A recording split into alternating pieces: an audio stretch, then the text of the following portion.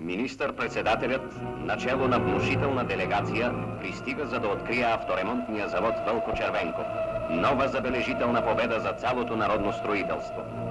От този момент започва работа с пълен капацитет заводът, осигуряващ бърз и качествен авторемонт.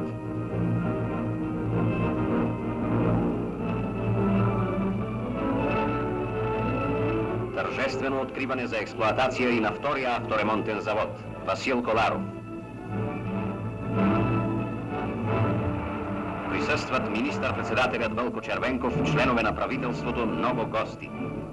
Съветският специалист, другаря Борис Сергеевич Очан, произнесе приветствено слово.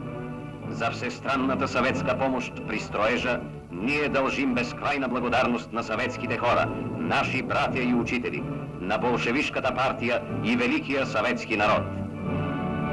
В този тържествен момент героите строители отправят своята мисъл към генералисимус Сталин, най-големия приятел на българския народ.